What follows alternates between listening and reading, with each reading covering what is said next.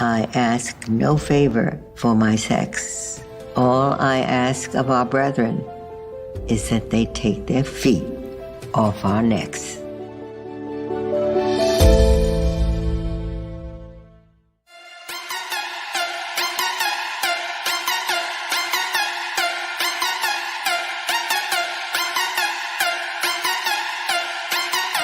And that little girl was me.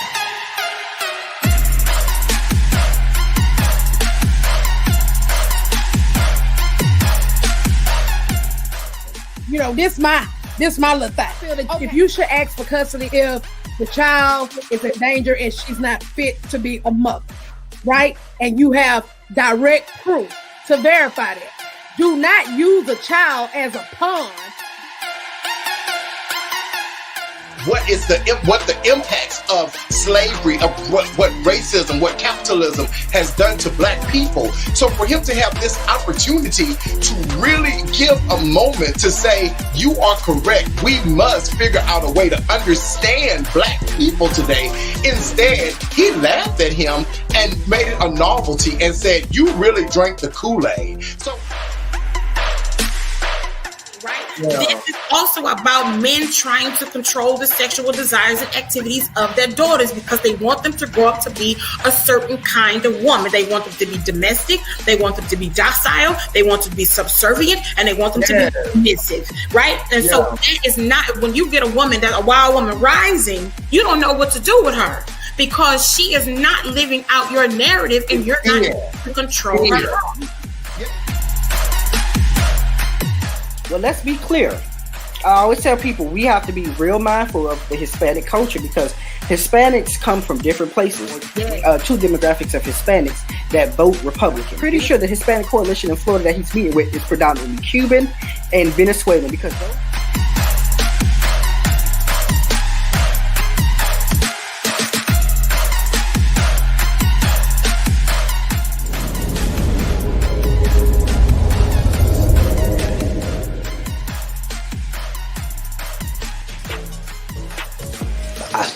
Can I buy a vinyl? You know, can I buy an A?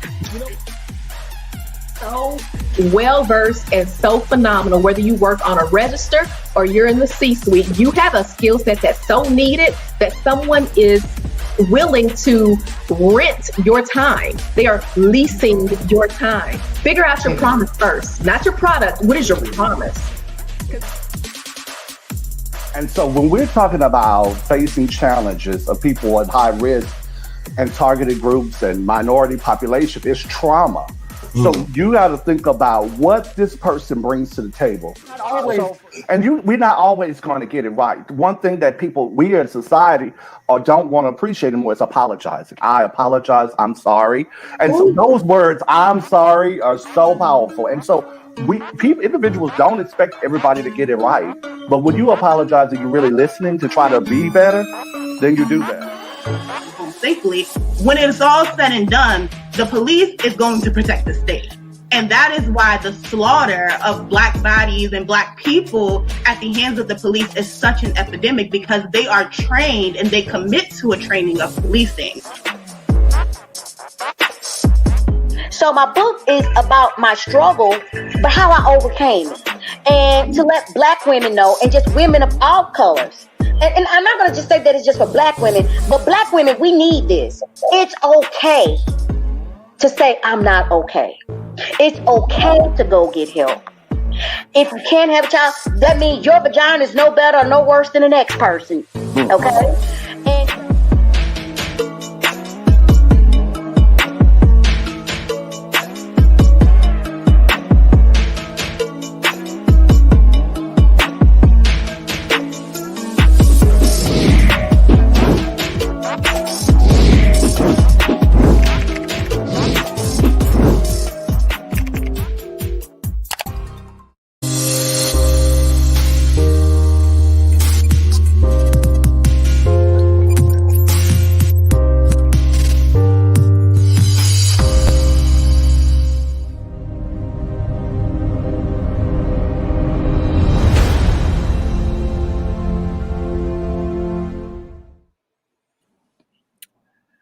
Well, hello, everybody. How's everybody doing tonight? Hey, what's going on? What's How's up? it All right. Well, I'm excited. Today we have a hot topic show. I am the producer for Truth to Power Uncut. My name is Dr. Goodlucky JJ Dubois, and I have my co-host, Wendell King II, and Dean Snell.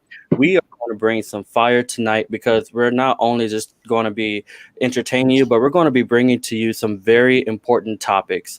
But what we want to start off with is something really interesting that I found online that said that China Black is making a couple of bucks off of this site called OnlyFans. What y'all know about that site? I know absolutely nothing about it. Nothing about I don't know anything about it. I don't even know who I don't even know who Black China is. I mean China Black is. But I mean he made $2 million on only. Is it a she or he? It's a she. I think she was allegedly. She dated Rob Kardashian. Oh, and I think they had a child together.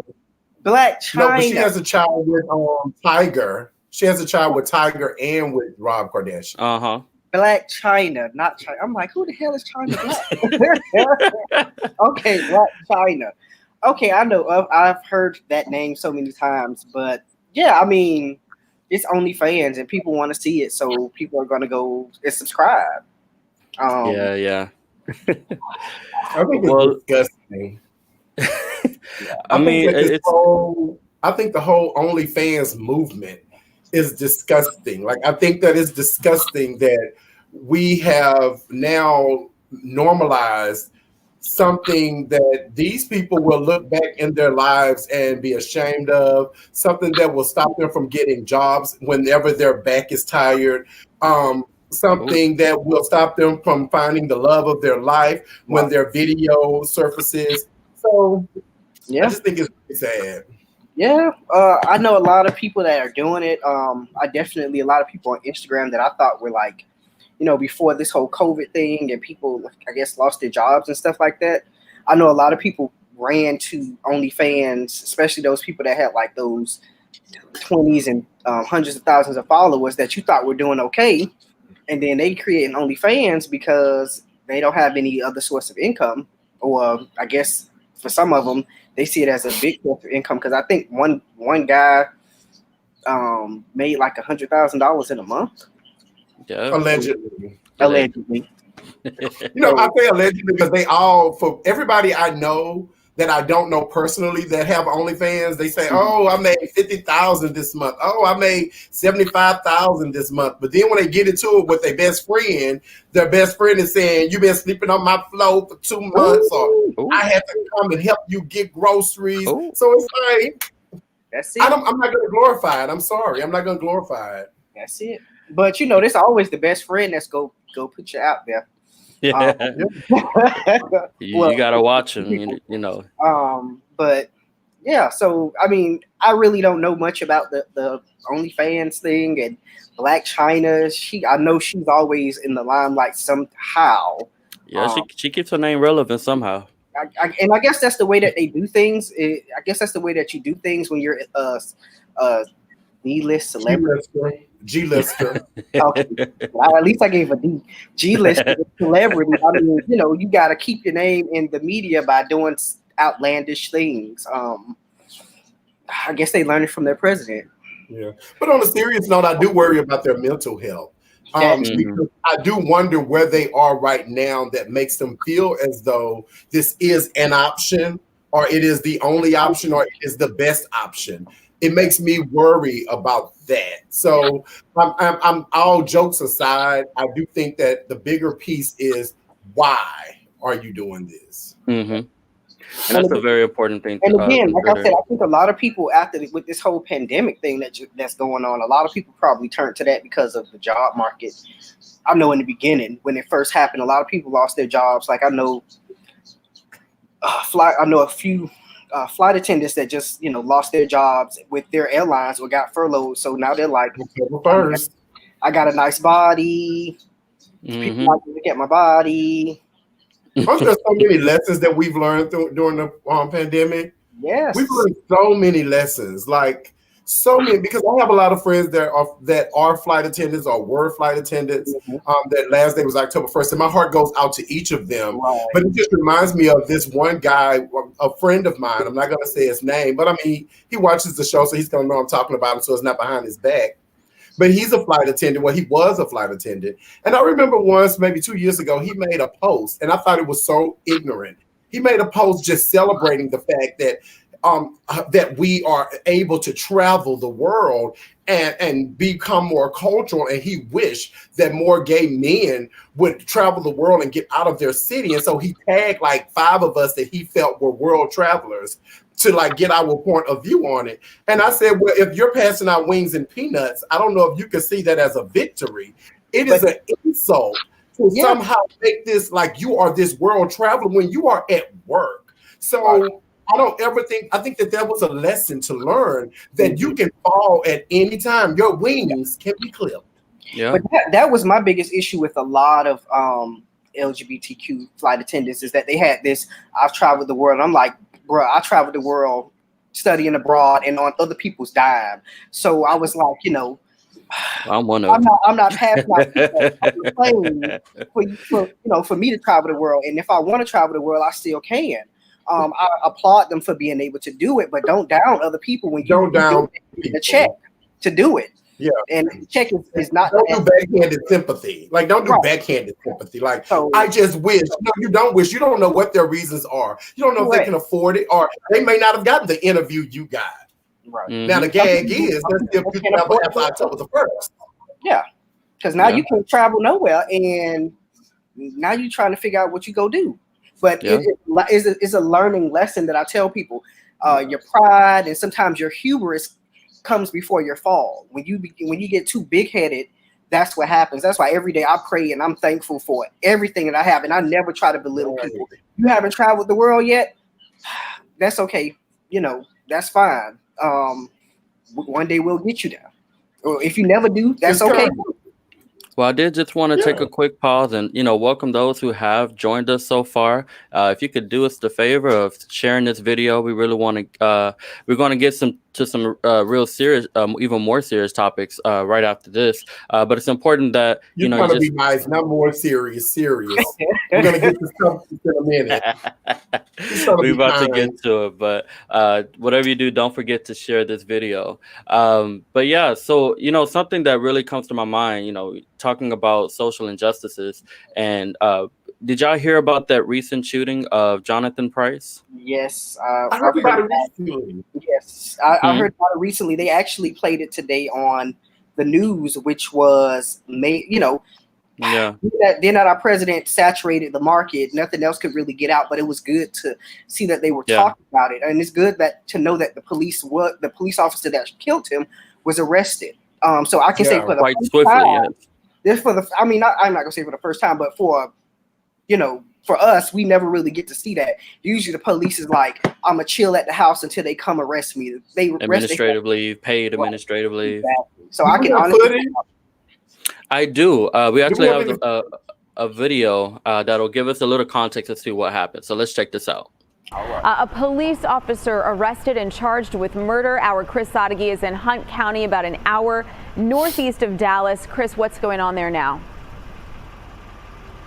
Sonia, the big update happened late last night. It was just a couple days after Jonathan Price was shot and killed in Wolf City. The police officer, Sean Lucas, is now charged with murder. He was booked here at the Hunt County Jail before being transferred to a different county. Everything with this story really happened on Saturday night when family members tell us Jonathan Price was trying to stop a domestic violence incident outside a gas station, and they said it was resolved before officers even arrived. But sometime during that situation, Price was shot. Texas Rangers did their investigation, and they said Lucas was trying to detain Price, who did resist in what they call a non-threatening posture. and started to walk away. The officer then used his taser before firing his gun. That's according to the statement released by the Rangers. They added that the actions of the officer were not objectionably reasonable. Dallas attorney Lee Merritt is helping represent Price's family and said they're grateful for the arrest, but this is just step one. The family was cautiously relieved. They thought this officer should be in jail tonight, but they're more concerned that this officer spends the rest of his life in jail. We are grateful for this first step, but it is just a first step. And we want to see this all the way through to a conviction. Price was a city employee in Wolf City, a town of just 1,500 people, so he was known in that town. We talked to his family as well. There was a vigil yesterday. We will hear from them coming up in about 30 minutes. Mark, back to you. Well, that's a lot. And I know people. It really just takes all your words away, Yeah, you know. and I know a lot of people, and I hate when people do that. And I know a lot of people that kind of was like, they pulled up some of his old statuses that he wrote about police brutality and how, you shouldn't. The status was long. I read it, but it was long, and he basically was just saying like, yeah, I believe we're fighting for justice, but every police officer isn't bad. So I see a lot of people that's like, well, that's what happens when you get too comfortable with the police. I feel like it's a horrible, horrible experience because this was an African-American male who was doing what he was supposed to do as a pillar in the community who died. And it's bad that he died the way that he died. I'm just glad that I'm hoping that he gets justice instead of, them just giving the family money and then giving the police like some mediocre criminal charges. Yeah, what do you think, Coach? I think that people need to wake up. I think that we need to stop with the respectability politics, and we have to just accept that this is life. I think that it is sad what Brother Dean was talking about as far as his post, because not to say that what he said was a lie in the post, because all police officers are not bad. But the question is, are there some bad ones? So I think we have to be careful when we convolute conversations, because if I say it's cold outside in Houston, I don't need someone in Dallas to say, well, it's not cold here. I'm not talking about Dallas. I'm talking about Houston. Right? So I think but this is where we are. This is where we are. Yeah. And just to add on that, I think both of y'all bring up great points. And what I am happy is that the public gets to see that this wasn't some rebel who was all anti-cops. This is somebody who tried to have that objective perspective and to be a positive voice and to let people know, don't just attack the police, at least try to isolate what happens. One incident doesn't necessarily mean it should carry over to the other one. And so hopefully this will add to the narrative that not everybody is against the police. When people are trying to say defund the police, it's not trying to abolish the police per se, but it's trying to reprioritize those funds in order to help prevent certain crimes from reaching the police to begin with. And so that way they don't have to go out for all the petty arguments that you may have. I remember last week or so, one of my the police was at the house directly in front of mine. And next thing I know, one neighbor 2 houses down come and talk to this white policeman. And I think she may be of Jamaican descent or whatnot. And she talks to him and she's literally telling them about, oh, my neighbor cut my grass too low and I'm offended. And they were really making this big argument to this white policeman about another African-American couple who has been living there for over 20 years. Mind you, we've been neighbors for over 20 years. And I'm like, this is the type of stuff that y'all bother the police with that you don't know could potentially lead to a negative outcome at the very end. And so you have to be able to use your own selves to solve your own problems at times instead of just trying to cop out with the easy fix. Well, I'm going to call the police on you. Is that really the most effective? But that's why I think policing should be abolished. I think it should be abolished and start all over again. Not saying that we don't need security, but we need security that is created to actually protect us rather than a system that was created to stop us from connecting with our counterpart, our other race. So we need to abolish it, because when something is destroyed, you start over. You don't keep going to a building and trying to recreate it on a foundation that you know is destroyed. You tear the building down and you rebuild it. So it's not saying that policing is bad. It's just saying that policing, the way we currently have it, is bad. And there is no way of fixing it. It's like saying that we can fix racism. We know in reality, the only way to clearly stop racism is to destroy every part of the United States government, destroy history, and only keep the 1-year-olds that know nothing already. Because as long as we know that it is there, it will continue to exist. So defunding the police is a nice way of saying to abolish areas. It needs to stop. And what happened to this young man can happen to any one of us. We are 3 Black men on here that are minding our own business. I remember one time I was jogging in my neighborhood. I think I talked about this on the show when it happened.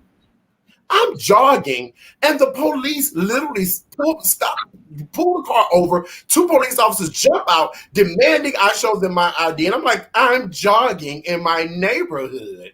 What are you talking about? He's like, well, where's your ID? My ID is in my house. I'm not there. This is not my street. Do you not see me?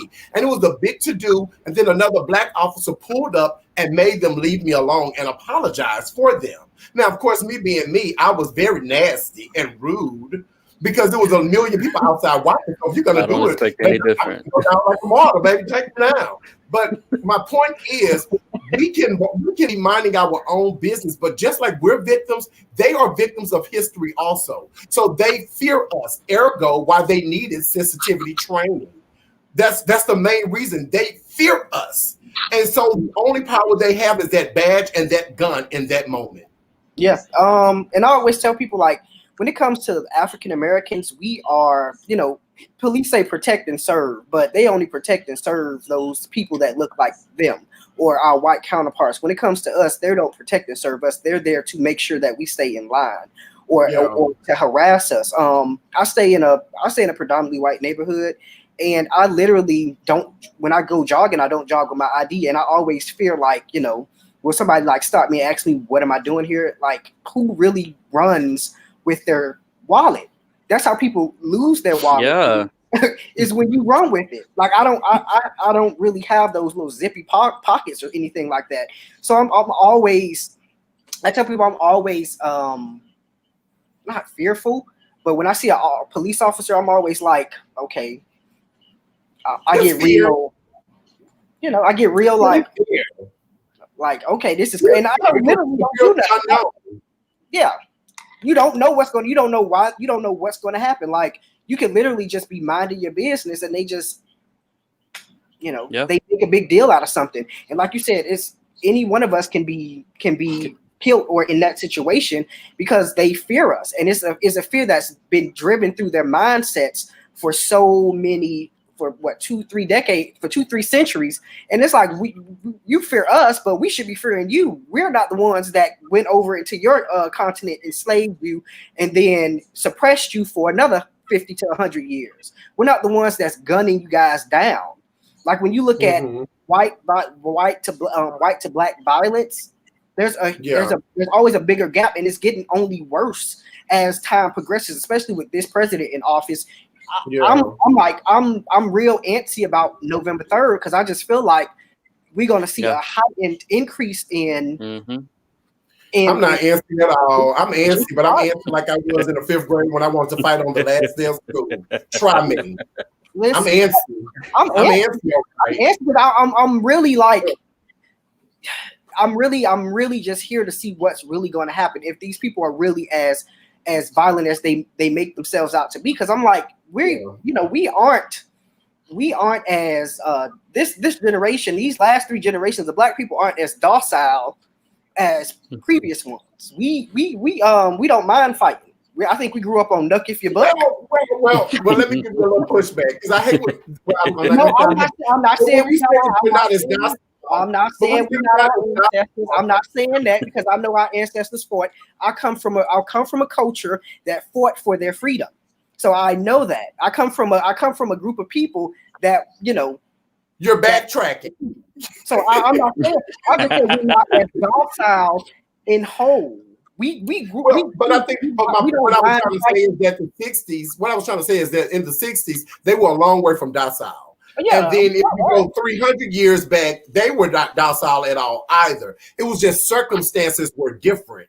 So the circumstances that we have now to cut up is because they already went through those first steps to get us to this step. Because in 30 years, we're gonna have another group that is more about it if we have a world. If we have a word, because if we have one. But Aurelia, I wanted to say what Aurelia said. Police were created to protect property and serve the state, and that is a good one because I wanted to touch on that too.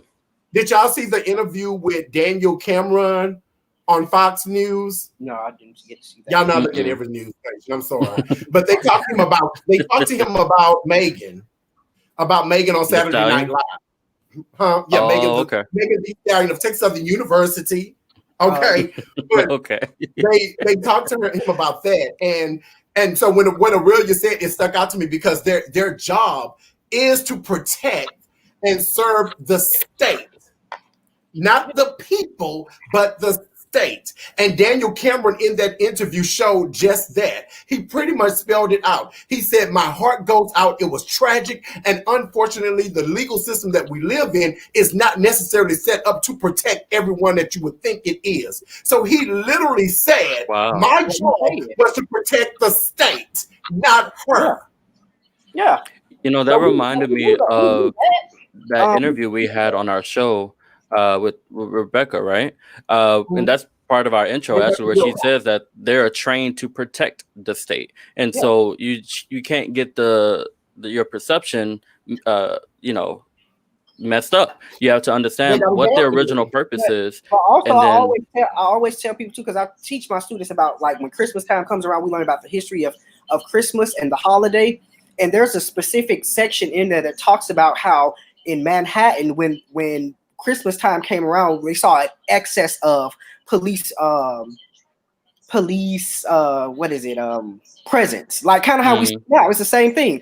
You see more police around the malls and those places where people travel, and it's not really that they're protecting the people, they're just protecting the property and trying to keep crime from the area, because when there's too much crime around that time or in the mall, people stop shopping.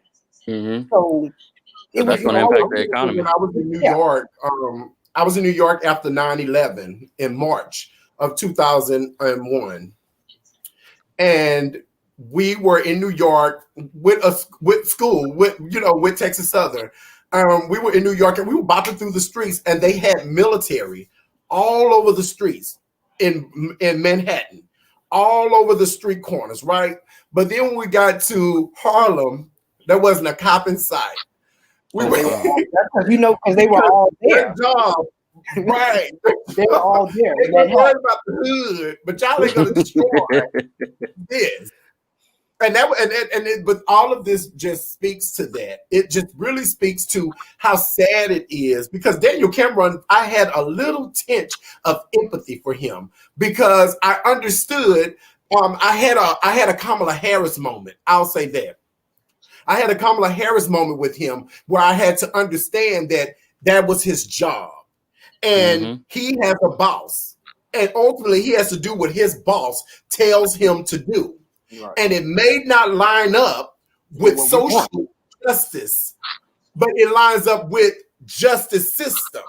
You know, and I had a little empathy for him, but the part that made me let it go was because Kamala Harris was also creating opportunities to fix what she was forced to do. And that was her Back on Track program. So F him.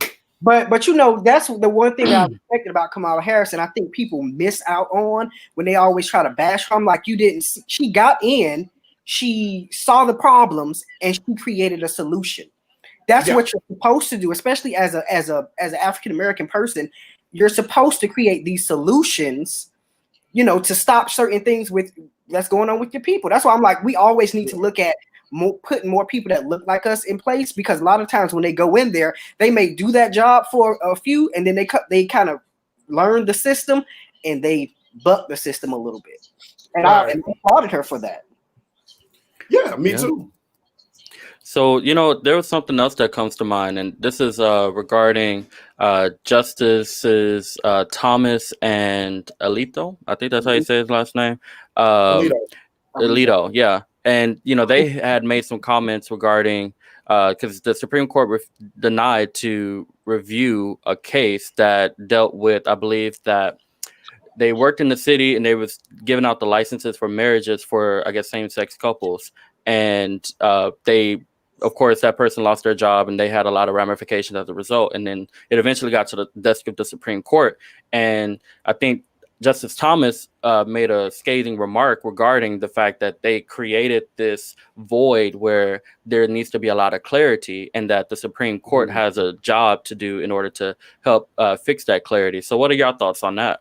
So, I mean, it's the person you're talking about is the white woman who wouldn't marry off the people that work for the county court. Your job as a county court is not to bring your religion into what's going on here. If the state or the country says gay marriage is legal, I don't give two craps how you feel on the job. If you can't do your job, then you need to quit. It's just that simple. Like, you can't work for the courts and then tell me when I come to your little window, because half the time they had a little window, they don't even have their own office. You're at your little window. With that microphone that don't even work like that, yeah. Right, you at your little window, like, I can't marry you. Well, sister, this is the law of the land. So I don't care how you feel. I don't care what your religion says, because this isn't where we are at the present moment. You cannot infuse your. They're trying to do a few things, though. They're trying to flip. They're trying to. They were discussing same-sex marriage. They're ready to just. They're like Ruth Gown. Oh, they. She was the one persuading them to vote with her. They like. They ready. That's why when Donald Trump said, let's just have consequences and it's my right, I was definitely feeling him with that. And I was like, let's just have consequences. And now we got a Supreme Court that's even without a ninth Supreme Court justice that swings right still. Because I think I just wanted to that's a civil rights violation, and that is true. That was a civil rights violation. Yeah. And I agree with Dean. I believe if you don't feel comfortable with that job, then you have a decision to make. You can leave that job and then find another job. But if your job is to perform a certain task and you're not able to perform those tasks, then you just gotta do an assessment. Am I willing to, what do I hold to a greater value? My beliefs or this paycheck?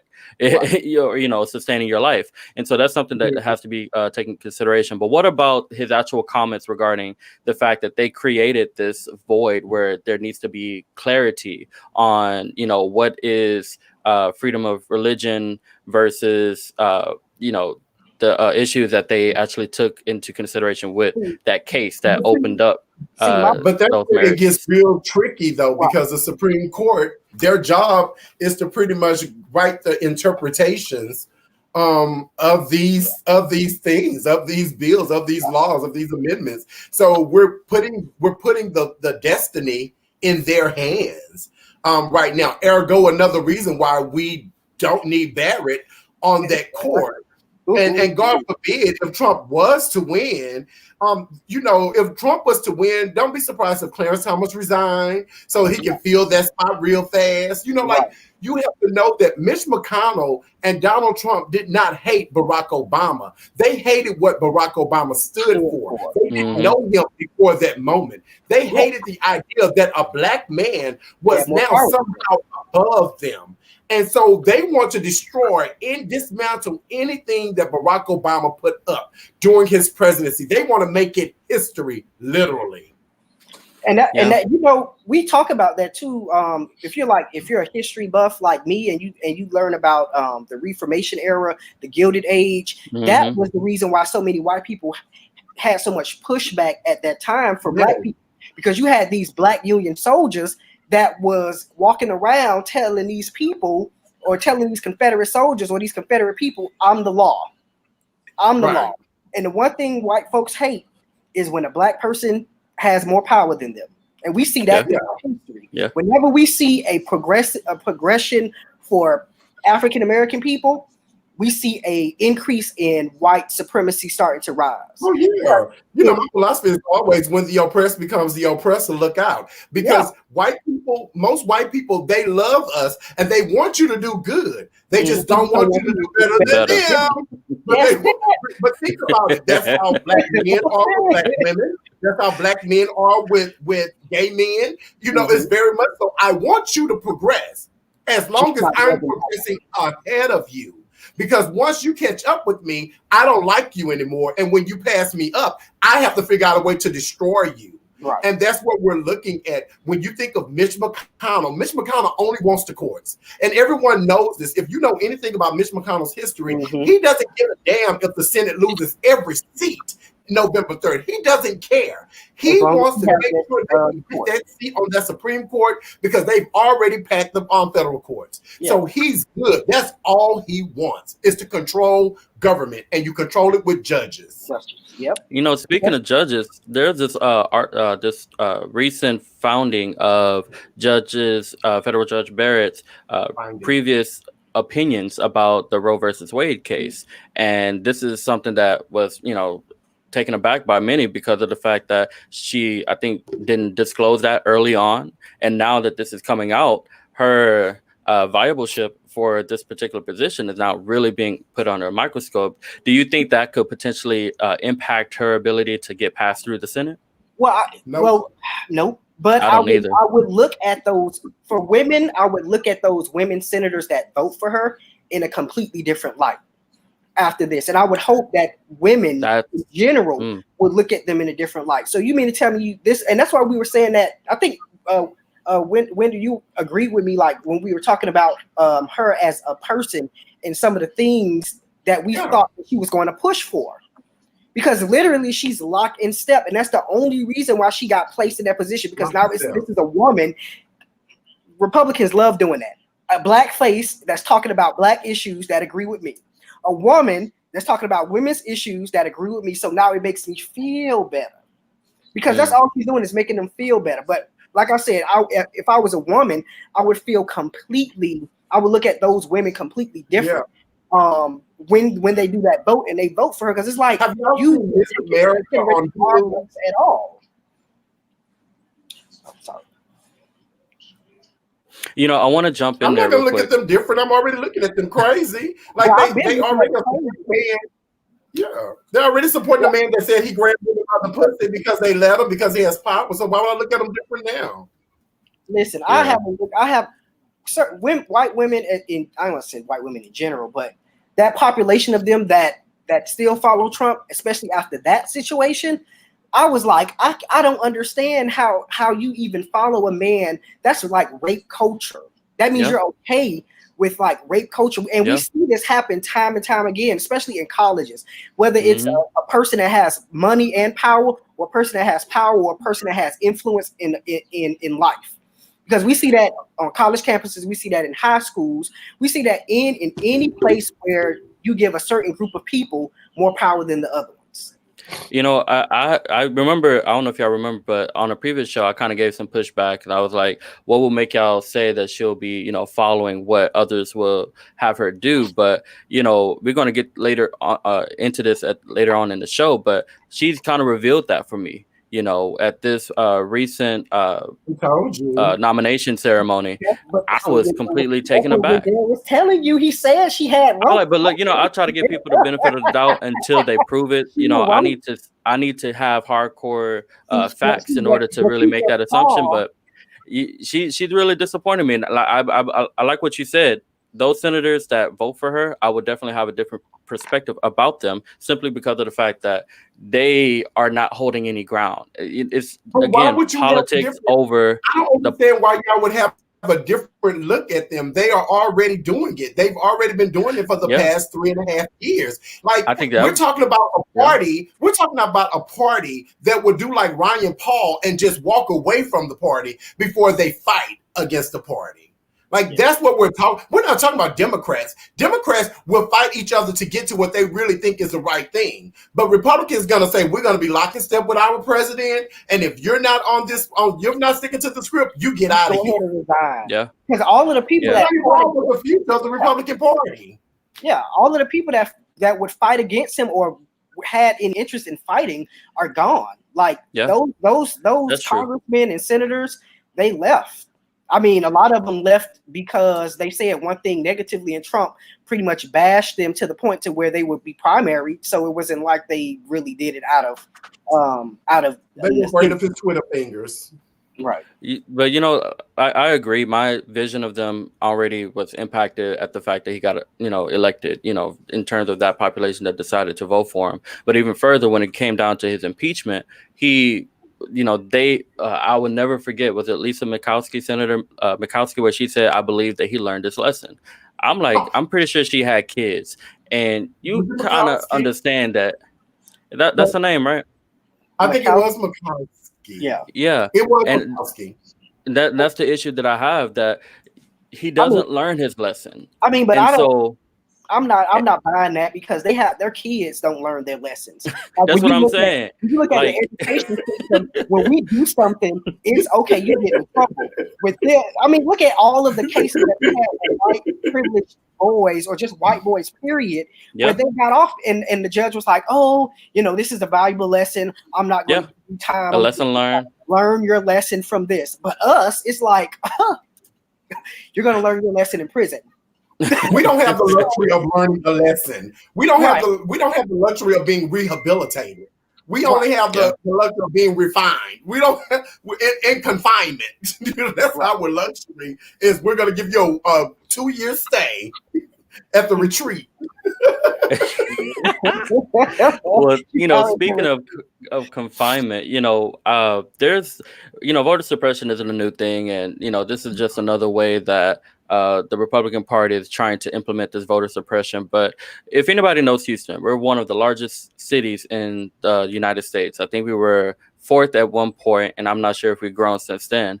But one of the largest counties in Houston is Harris County. And it turned out that our governor decided that it will be an efficient method to ensure the election safety by limiting the number of ballot drop-offs for the election. Now, I don't know about y'all, but I think they said Rhode Island is even smaller than Harris County, and it has multiple drop-off locations. So I don't understand the logic behind that decision. What y'all got to say about that? Again, we know what this is. This is Republicans realize that when you stifle the vote, or when you hinder people from voting, we win. When elections are fair, they lose. But what they don't realize right now, what's going on, is that the more you try to stifle the election, the more it drives people to want to get out. Like if you look at Ohio, I was watching CNN while I was jogging at the gym, and to see those lines for the first day of early voting in Ohio, I was like, and it was all of us. And the one lady said, I'd rather be here for 3 hours right now, early voting, than 7 hours during election day, because I don't know what's going to happen. And I think a lot of us are starting to wake up, which I'm loving, and realizing that we have other options other than going to vote on the first day. I mean, election. So, we already know what it is. Doesn't stop the voter suppression part of it, right? Like, I get what you're saying, because we always figure out a way. But the thing is, we should not have to keep figuring out a way. It should just be law, and we follow the laws. We have Rockwell County in Texas has like 78,000 people in the whole county. They're going to get one drop-off box, right? And then in Harris County, we have 4.3 million, and we're going to get one drop-off box. This isn't a secret what they're doing. This is obvious. And Governor Hot Wheels knows exactly what his ass is doing. He simply does not care. This is him. Hot Wheels. This is him rolling up and saying, literally, I don't care. Y'all are gonna do it, because they know Texas people have, and the media is jumping on this because it's been like a secret that Texas is flipping. But it's been a secret because in 2016, we were right there at the brink of it. But now they know that it is very much so coming because everyone is mobilized, especially white men and women that are college educated. And so they are afraid. So he's saying, I don't care. I'm going to give that 4.3 million one box. Work with it. Deal with it. We have to start saying, we can't figure out a way. We have to start saying, fix it. Yeah. But what I'm basically saying is after this election, after we beat this stuff, we can't allow this to happen again. We have to start really looking at the system and making sure that when it comes time to vote, voting is fair across the board. That it's not up to a governor. It's not up to the governor to decide, or the Secretary of State to decide. Oh, I'm going to put one box in your city. And let's be honest. A lot of those Mexican Americans and Central Americans who 4 years ago Donald Trump was locking their family up and sending them back. Those kids, like I told people 4 years ago, I used to teach those 8th graders, and I said in 2020, those 8th graders are going to be eligible to vote. And they're going to remember 2016, because I remember several of my students like I didn't come for 2 days because my daddy got sent back to Mexico, and I said these kids are going to remember that, and that's one, like you said, African American mobility, Mexican American, Central American mobility, and the things that the Republican Party have thrown at them and the disdain that they've had for them is making these people mobilize and say, we're tired of y'all, SHIT. But somebody saying, how do we stop it? We stop it by voting them out and voting our people in. We stop it by making sure that we come together as a community and we start planning elections. You're going to run for governor. You're going to run for mayor. You're going to run for city council. You're running for U.S. Senate. You're running for House of Representatives. We have to start doing that, because if we do not start doing that, we are going to continue to fall like we've been falling. Now, I just wanted to put this image up here just so people get an understanding as to how large Harris County is. As you can see, Harris County has a very high population density, and you can see where it's very red. This is indicating that this is, a lot of people, to keep it simple. Now, imagine having one drop-off location for ballots for this entire county. How much of a mess is that going to look like? I think the Chick-fil-A and Raising Cane's lines alone, just wait for this election line to really pick up. Just remind people that Harris County is soon to be the 3rd largest city in the United States of America. So, Houston is about to be the 3rd largest city in the United States, and people are moving into Houston every day. Every day. Population is growing every day. So that's putting fear in their hearts too, because you have people that's moving from a lot of these blue states like California and Chicago into Texas. Yeah, that's what they really fear. Greg Abbott fears this because he up for re-election in 2022. Yeah, he fears it because if these people mobilize like this, he's out of there. Because I think a lot, and that's why I'm glad this Donald Trump thing happened, because what it did was it made people realize that midterm elections matter. Yep. Because 2018 was a banger. So 2022, if Democrats and a lot of these progressive candidates keep that same energy after they win the House, the Senate, and the White House, and start pushing for these governorships, it's over. We have to start mobilizing, though. Yeah. We have to mobilize. Like we were talking about it earlier, and I wanted to get to it, but I know we were like running from it. But when we were talking about policing, community policing is real. Like we have to start dealing with these things, because that's the only way we're going to actually grow. We have to show them that not only do we have a voice, but we know how to use our voice. Right now, we're just saying we have a voice.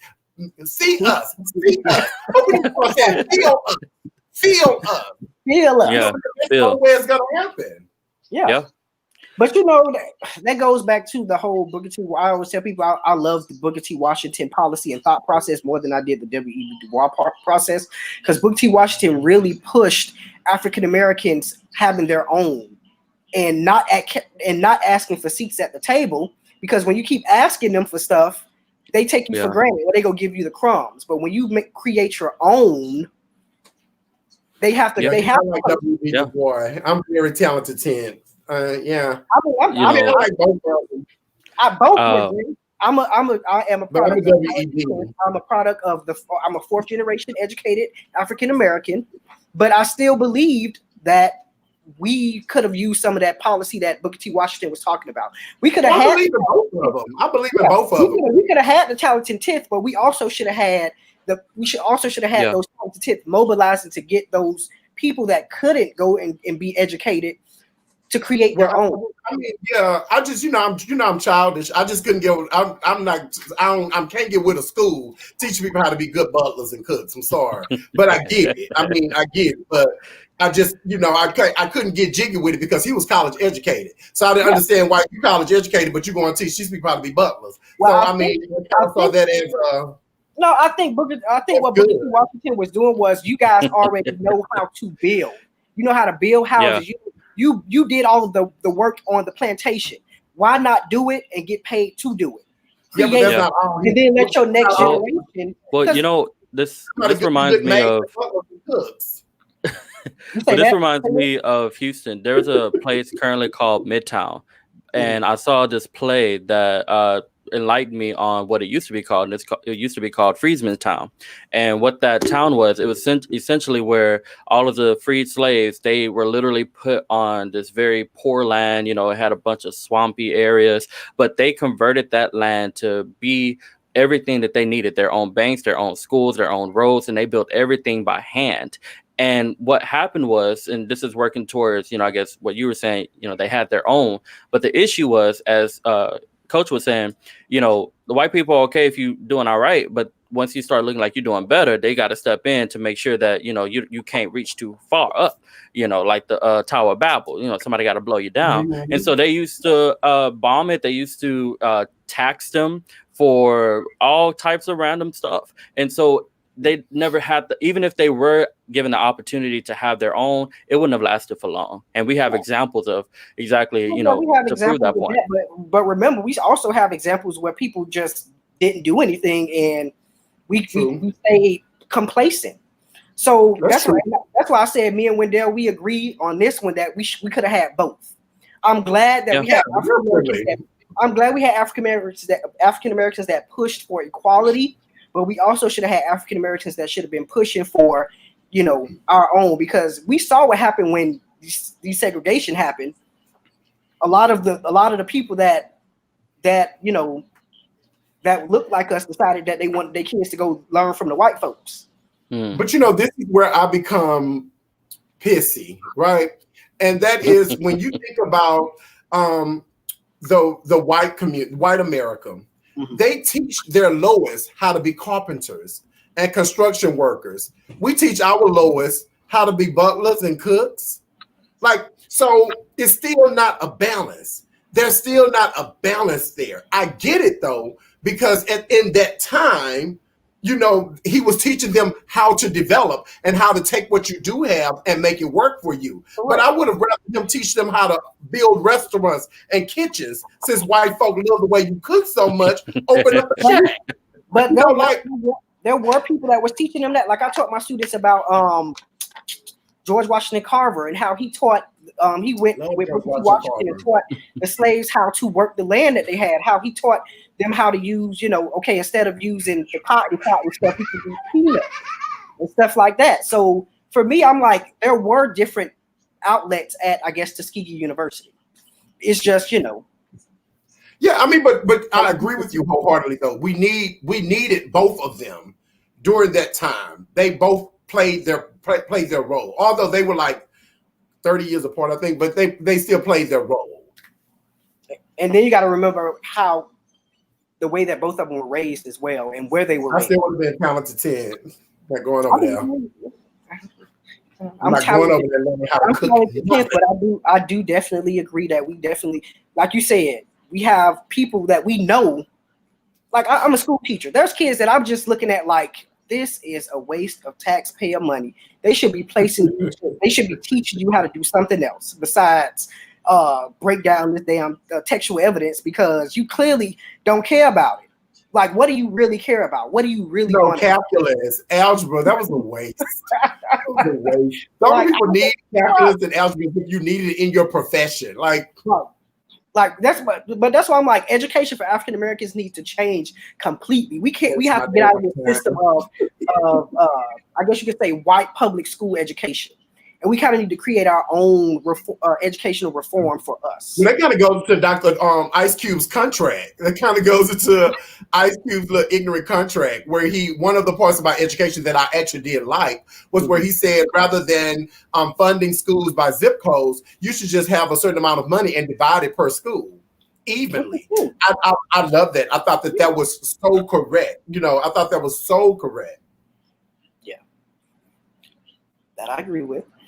So good luck. You're on mute. I think you're talking, but you're on mute.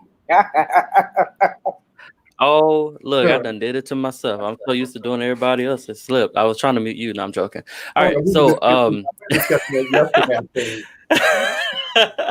but no, as a tutor, I do wanted to advocate that. I think it's important that everybody has at least a basic foundation in all the topics, because you never know what your kids may want to study in. And what I noticed is that a lot of parents are not able to assist their children or their students with topics that they're not familiar with. And so I get it. It's a lot topics of subjects.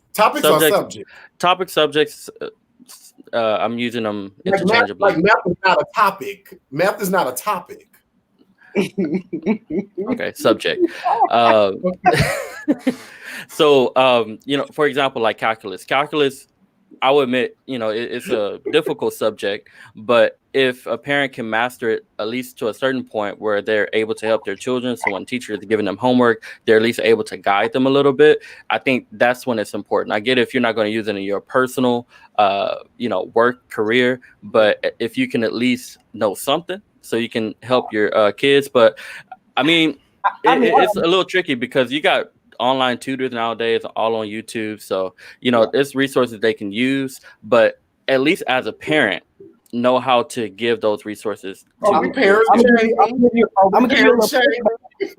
little pushback because math we learned growing up is not the math that they teach these kids now. So a parent could be good at math. I know plenty of parents that were good at math and they help their kids out. And when the kids take their work back to school, it's like, oh, you got an F because you didn't show us this new way. The formula, yeah. The new way. Wait, so you mean to tell me? I think that's a conversation to have too. Maybe not, today, but that's something to say too. Like, why are we forcing only one way when we know in math there are several ways that you can get it? And so, if a child can consistently get the correct answer, then I think that should be fair. But again, it's always moving the goalposts, and we see that in standardized testing across the country. When African Americans start our educational the whole educational system is destroyed by standardized testing. Yeah, like when African American schools start scoring where they need to score, the goalpost is pushed back. Like in Florida, in Miami, when the black schools started making B's and weren't making D's and F's anymore, the governor, I think at the time was Rick Scott, was like, okay, well, we need to change this up because too many schools are getting B's and T's. Well, speaking of pushing the goalposts back, I think we really need to address this topic. And this is regarding, Pence and his coronavirus task force being able to pick and choose when they apply the rules or the guidelines that they promote. For example, we all for those who don't know, Trump recently tested positive and he was in a hospital for a brief amount of time. And one of the people who was closely next to him all the time, of course, is Vice President Mike Pence. Now, the guidelines suggest that if you have possibly been exposed, then you need to quarantine yourself for at least 14 days before you put yourself around other people. But what we see is that Pence is, going around to fundraisers, going around to rallies, and violating this guideline. And not to mention, he's also going to be debating Senator Kamala Harris tomorrow. And there's a whole big debacle about that too.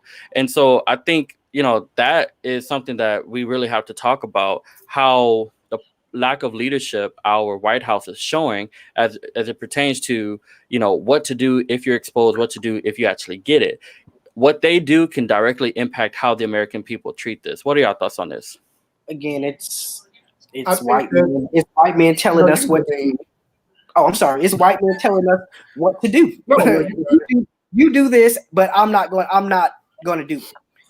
The fact that, and I was just reading, Kamala Harris asked for a pixie glass to be placed in the middle of them, which she has every right to, because, and I'm looking at what's her name, McEnany, Kayleigh McEnany. Yeah, you have tested negative today, but you can test positive tomorrow and get this lady COVID, because clearly she tested negative 3 days in a row, and then all of a sudden, boom, she got positive. So we don't know how often Pence is really being tested, or if they're testing him correctly. So I mean, my biggest, and then not to mention the test that they're using is actually not the most accurate test that they can actually use.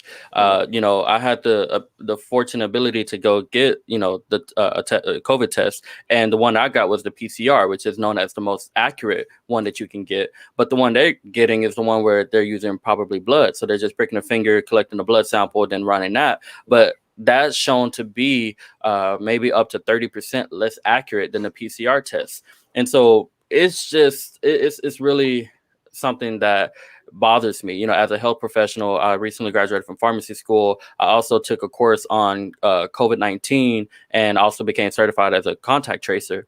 And so it's really concerning how we're taught what to do, or we're told what to do. Like you said, the white man told us what to do, but we see them clearly doing the very opposite. Trump, he has this whole, the hospital stint that he did was just a political stunt. It's just that. My biggest issue is I'm sorry. You don't think what? I feel like Whoopi and Joy. I feel like Whoopi and Joy.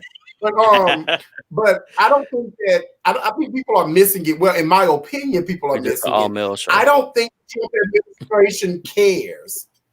Like, I don't think the Trump administration cares. I think they're over that. I think they're over trying to play like they care. It's out.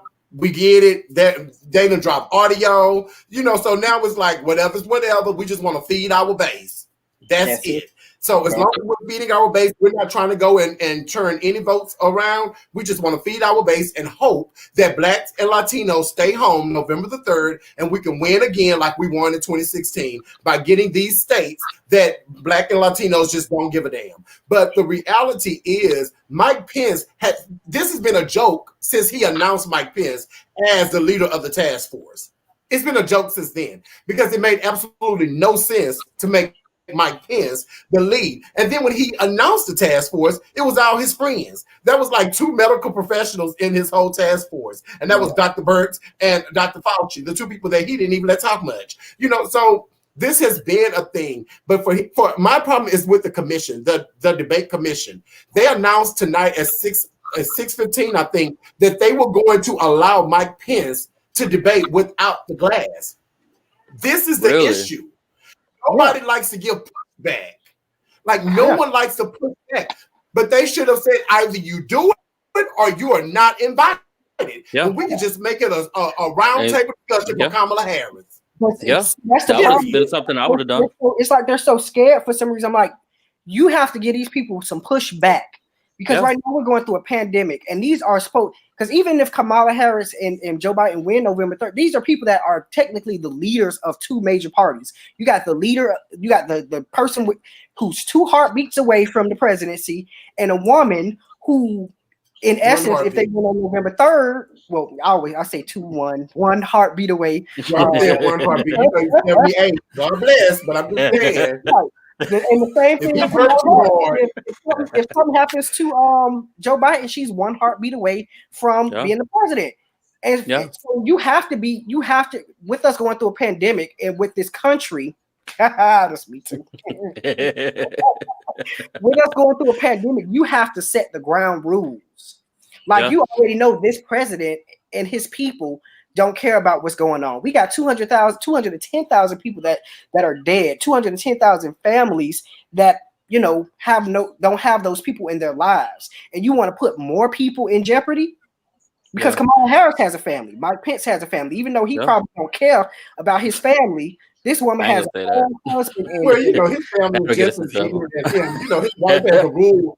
He can't even sit down and have dinner with a woman unless she's there.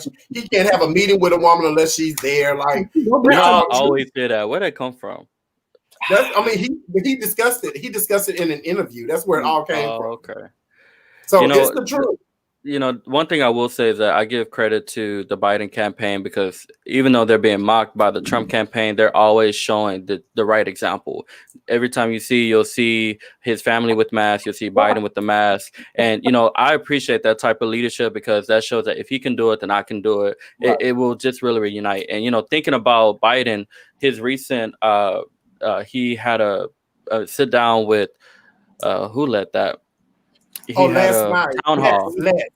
He had a town hall, and he just really spoke to the American people. He really tried to unite us. It wasn't, Democrats versus Republicans, and I think we really need that. But, we can't end today. We cannot end today. We've been skating around it, but we have to talk about this, because I think this goes on with the idea of the bad leadership and example that we're getting from the White House. And this is regarding what I'm going to call and coin, based off of somebody else I heard say, the Rose Garden Massacre.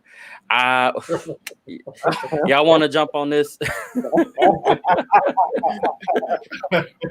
The super spreader. Yes. I was listening to a radio station this morning. They said Donald Trump is the super spreader, but I think that it's karma. I think that it's all karma, good luck, and I think that you've already summed it up when you said that you salute the Biden camp for actually following the president's rules. I think that sums it up, because Joe Biden, he tests negative. Everybody in his camp has tested negative. Kamala Harris and her husband has also tested negative. But in the Trump administration, we're at 16, I think was the last count. And then Donald Trump had his chief of staff to send out an email telling them to stop going public when they test positive. So I had to get the pictures. So right. We just have to get the pictures ready. Come on with the pictures. It's really sad. I mean, this really perfectly depicts what's going on. You have all of these. The crazy thing is all those people. Yeah, then the crazy thing, all those people there who are around him won't get the same treatment he got. Exactly. Chris Christie, he's still in the hospital right now. So you already know what that means. But I live with Chris Christie, because he kept it real though. He said the reason they got it is because nobody had on masks. And he said that when they were doing the trainings preparing for the debate, no one had on masks. Like, he talked about it. He was very open about it. I wouldn't be surprised when he get off that ventilator, he's going to go join Lincoln Project, because he was like, they know I'm obese for sure. Yeah. That's why I say he got a pre-existing condition. How you sitting there with no mask on, knowing that you about 300 pounds overweight?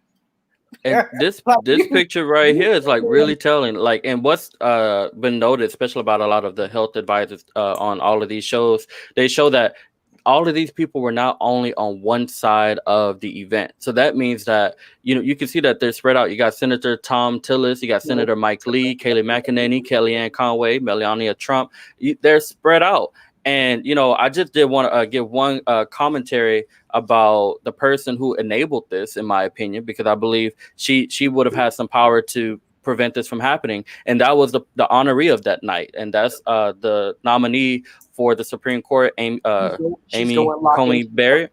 She had the opportunity to say, I don't want to participate in this if people can't follow the CDC guidelines. That's all she had to do. She's not going to do it. They are under, that's what I'm saying, though. But they're under this spell that says you cannot go against Donald Trump, because you think Ruth Bader Ginsburg, RBG would have thought about all that? She was a Supreme Court justice that was at the end of her rope for years. But I'm saying, like, in her prime, do you think that she would have? He couldn't do that. No, but she wasn't a Republican. See, the thing is that party is loyal to a fault. Like, it literally is. They rather walk away than fight against it. Yeah. So I blame him. I blame Donald Trump. And the reality, like they were saying today on The View, Whoopi, I think, was the one that said it. We don't really know how many others got it because they didn't even do any tracking. They sent out an email letting them know. They didn't do anything else. So we don't know who all has it. And Barrett, we don't even know if she's been tested. You know, we don't even know. They just said she didn't have it, but we don't even. And like I said, it seems like it takes It seems like it took several tests to even figure out, like the testing that they have isn't even accurate because, again, McEnany, she tested 3 days in a row. She tested 3 days in a row. Kaylee combined them. Yeah, that's what I'm gonna call it. She tested 3 days in a row negative and went to work. And now we see all of these people that surround her, all her communication staff, they're getting sick. And that means, and they're all in the West Wing. So who's to say? And I'm thinking about that's why we're saying about the maids and those people who come to work. And some of them actually got tested positive. But Correct. I think something to take in consideration is that, the way the virus works, and, like I said, I took a course to better understand this virus. It's something called the onset of action. So how long does it take for the virus to actually start creating symptoms? And so you can test negative, for 3 days straight, but that just probably means that you don't have enough virus built up so that the testing can actually detect whether or not you have a replicating virus in your system. And so, it may take a couple of days for it to actually manifest, and then before you see symptoms is actually the most infectious stage. And so by the time you started getting symptoms, that's when you can say, okay, well, maybe I need to isolate.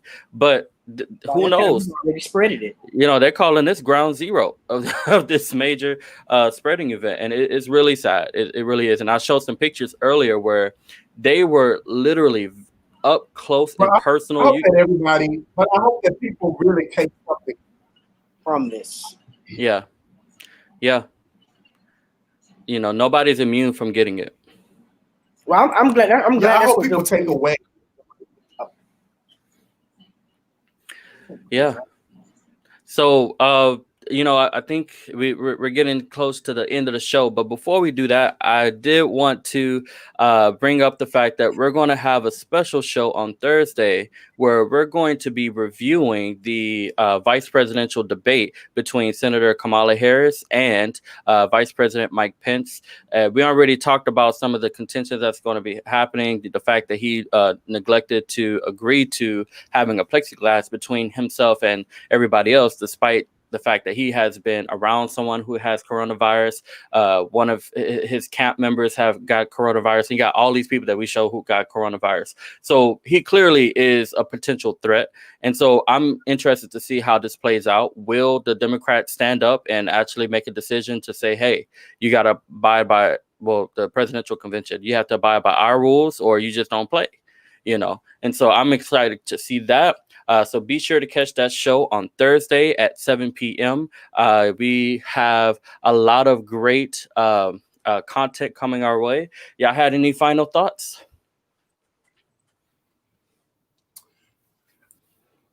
I just want everybody to be blessed. Amen. Well, yeah. So, but the main thing is I want people to know that you have to fight.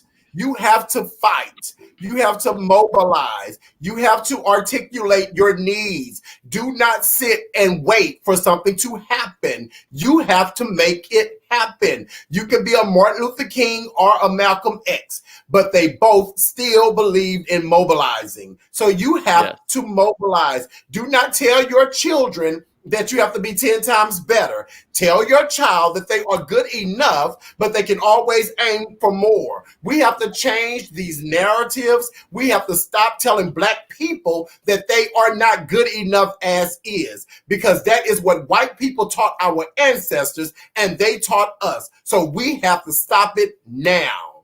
That's all I got to say. I guess that'll be our quote for tonight, unless somebody has something else to offer. Nope. Candace is not here. You want to do this James Baldwin quote. That is good. I like that. Mobilize people. And stop waiting for other people to do it. Yeah, and that's the word a right lot there. of times we forget that sometimes the change comes when we put our foot forward. I look at one thing I take away from the the baby boomers generation. When they came out, they took the country over by storm. So I applaud them for that. That's one thing I took away from that generation. They saw problems for their generation and they went and changed it. Now they still sitting there in power, a lot of them, and stuff still ain't going right. But that's why I say. But that means they pushed it as far as they could. It's time for somebody else to take the ball. Correct. We had to look at in high school. They got our ball team. Let's take it away. That's what you gotta do. But I do want to do in the spirit of Dr. Matthews, James Baldwin quote: "We are stuck in history, and history is stuck in us." Say that one more time. We are stuck in history, and history is stuck in us.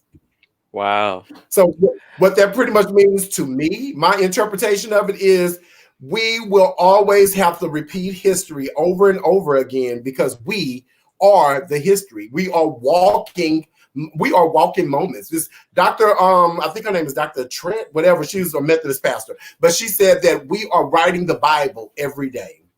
She said every day a New Testament is being written. It's just that we're living inside of it. So we are not recognizing the history that we are a part of, because history normally doesn't become exploited until a century later. But the reality is we are living inside of that history right now. All right. Well, I think this was a great show tonight. I'm grateful that I had the ability to speak with some people who I really admire. You know, I hope that y'all learned something from this show. I really hope that if you're watching this later, definitely share this show. Follow us at our different platforms: Instagram at True to Power T2P, Twitter at True to Power Pod 1, and our YouTube channel. You can find us by typing in True to Power Uncut, the podcast. And from then on, we will be looking forward to seeing you on Thursday, where we're going to be unpacking that debate that I'm sure will leave a mark. You know, I don't know if y'all know, but I'm a fan of Senator Kamala Harris' debate. So I can't wait to see what she's going to do. And, you know, we'll see y'all then. All right. We'll catch y'all later. I ask no favor for my sex. All I ask of our brethren is that they take their feet off our necks.